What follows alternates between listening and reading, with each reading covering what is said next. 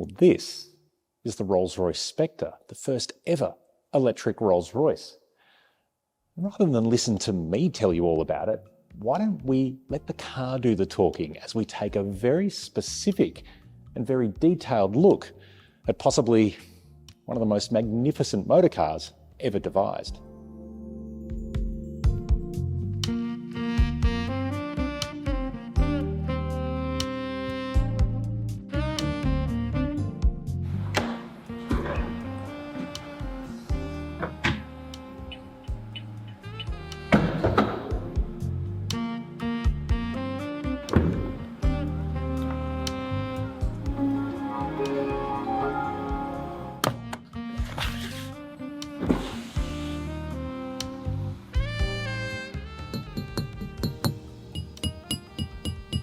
Now let's be clear, if you were actually buying one of these, none of the following details really matter.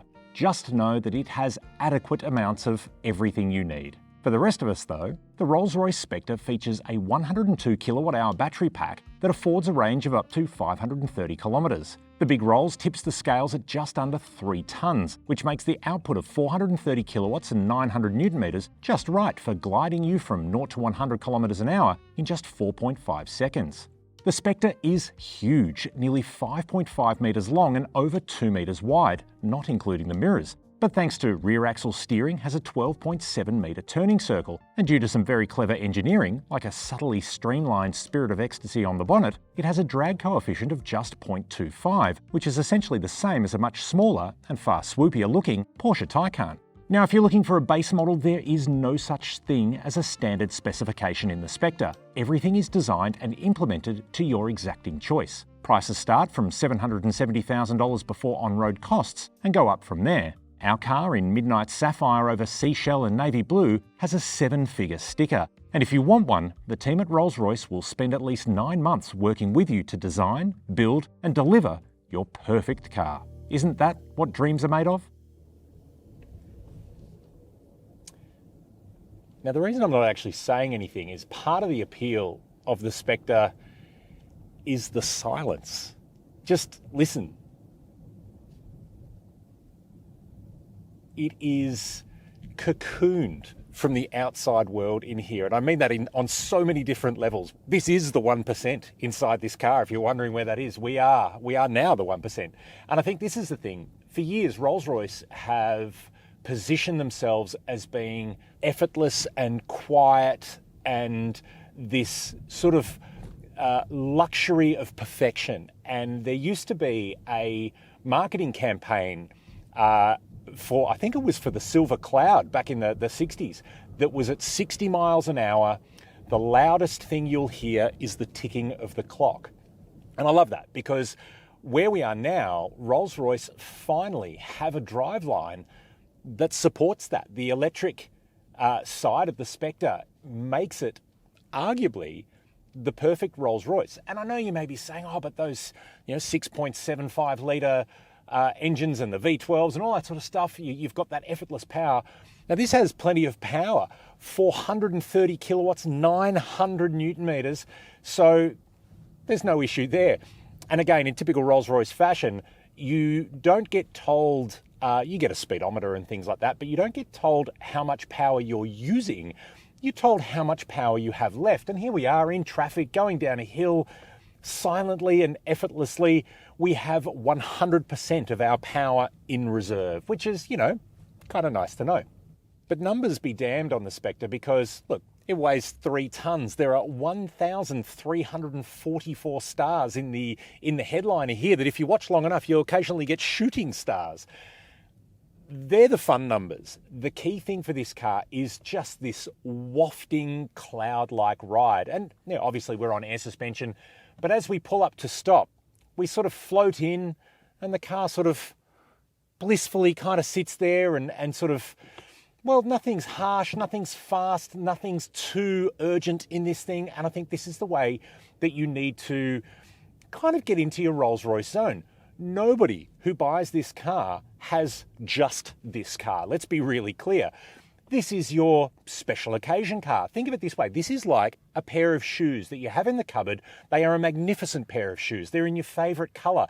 You may have actually ordered your Spectre, and I'm assuming that you will have ordered your Spectre to match a pair of shoes, because that's what Rolls-Royce customers do. But this is the car, like those shoes, that get wheeled out on a very special occasion. Having driven this thing around, it's terrible to park. You can't see the extremities of it. I can see the wings of the Spirit of Ecstasy down there at the front, but I've got no real idea where the car finishes, both at the front or at the back.